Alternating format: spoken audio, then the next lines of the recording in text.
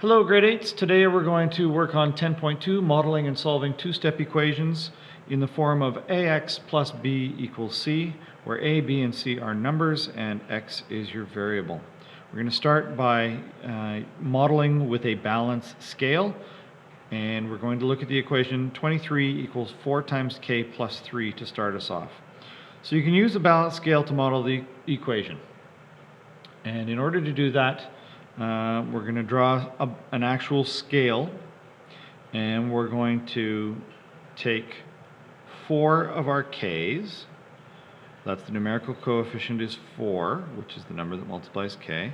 So we're going to take 4 k tiles, which we're going to call black tiles in this case. So we've got 4 of those here, and then we've got 3 of these gray tiles on this side, and then on the other side of the scale we've got 23 of these gray tiles as well. So when everything's on the scale in this original form here, the scale is balanced. If you take anything off, it's going to tip it, and that's going to skew things. So in order to isolate a variable, we're going to, we've got a whole bunch of stuff here on the right hand side of this scale. So we want to get one of these all by themselves eventually. So we got to get rid of these 3 gray tiles. So we're going to remove 3 gray tiles from the right. But if we do that, we want to keep the scale balanced. So we're going to remove 3 from the left as well. So that's what this is showing here. We've got a circle around the 3 with an arrow saying that we're pulling it out. And we're going to do the same thing on the left. So now we have 4 k blocks on the right. And there are 20 gray blocks on the left side of the scale, and it is still balanced. We've removed exactly the same thing from both sides, so when we're left with that, we've got 4 k tiles on the right and 20 gray tiles on the left. It's still balanced. Now, in order to figure out what the value of 1 k tile is, we need to group the gray tiles. And so as this graphic shows, we've got 4 k tiles that have been separated, and then we can also separate the gray ones into 4 groups. We've got one group here, and another group here, and then there's a group down here and a group up here. So there's 4 groupings. They're all exactly the same size. So once you can do that, you can see that one black tile is the same weight, or has the same value, as 5 of these gray blocks. So in this case, k must be equal to 5. So that's how you do that. If you've got 4 variables on one side, group your other side into 4 groups. They should all be the same size, and then what the size of that group is the size of 1k. Now, we need to do a check. Go back to the original question. It was 23 is equal to 4k plus 3. Left side's already taken care of. There's no computations to do. But the right side, 4 times k plus 3. We had calculated k to be 5, so we're going to substitute 5 in for the value of k. So then we have 4 times 5 plus 3. Well, according to BEDMAS, we do the multiplication first. So 4 times 5 is 20. And then 20 plus 3 equals 23. So left side and right side match. So we know that our solution of k equals 5 is correct. Example number 2. Model with algebra tiles. So a cow sleeps 7 hours a day. This is 1 hour less than twice the amount of an elephant sleeps in a day. How long does the elephant sleep? So the unknown value is the number of hours that an elephant sleeps. So we can write an equation for this situation. We can let E represent the number of hours an elephant sleeps. And the wording up above says twice what an elephant sleeps. So that means 2 times E. If it's twice as much as what the elephant sleeps and he sleeps E, then that would be 2 times E. Now, it says it's 1 hour less than twice of what the elephant sleeps. So you take the 2e that is twice what the elephant sleeps, and then you have to subtract 1 hour from that. That is the 1 hour less part than twice what the elephant sleeps. So, if you know that a cow sleeps 7 hours, then the equation becomes 2e minus 1, which is what we have here, equals 7. That's our equation for this situation. So that takes a little bit of work to read through the very fine details of the wording and figure out the numbers that match what it's saying. So that takes some practice. Now, for B, solve the equation using algebra tiles. So, in this case, our numerical coefficient is the 2.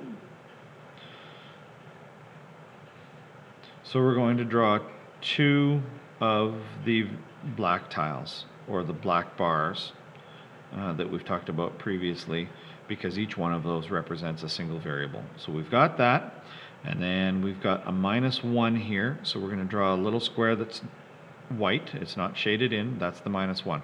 So that's the left side, and that is equal to 7, so we've got 7 little blocks that are shaded in, because each one of those is a plus 7.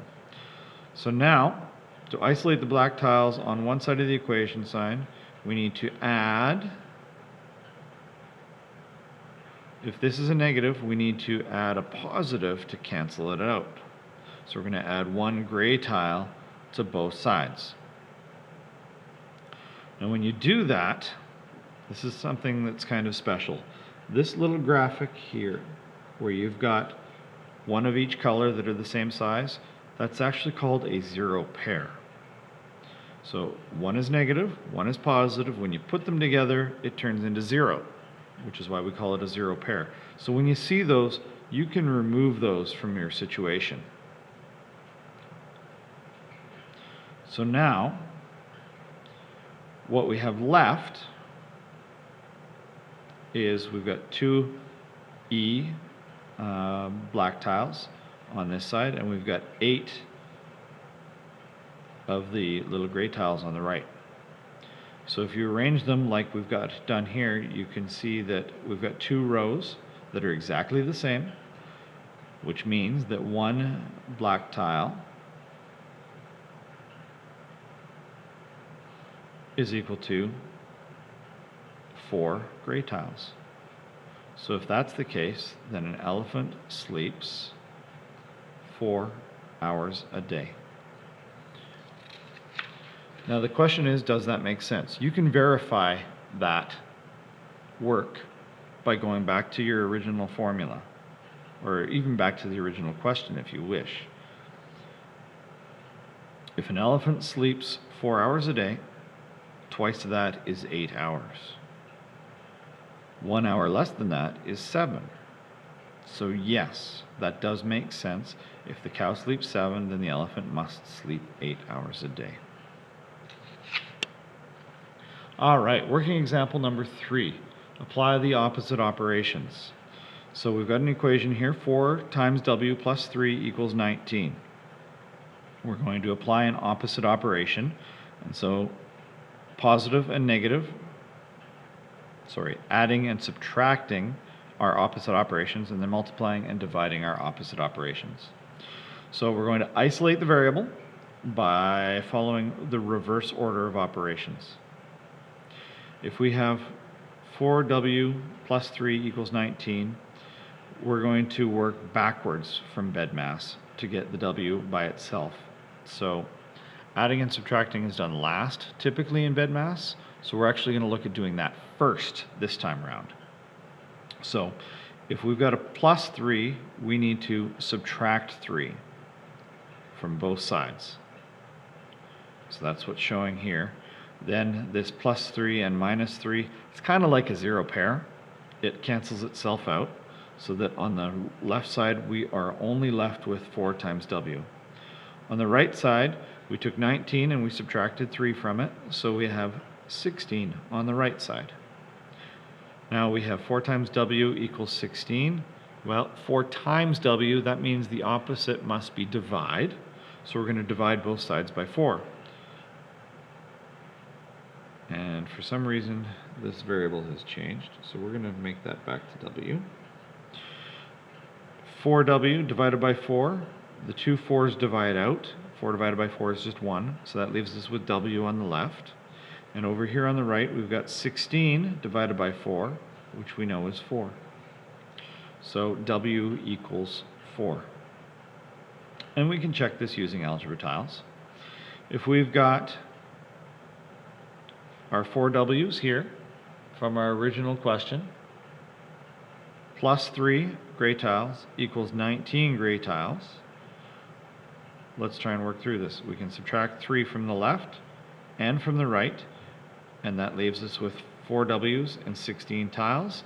The way they're organized here, we can see that they're in 4 equal rows, so 1 W must equal 4.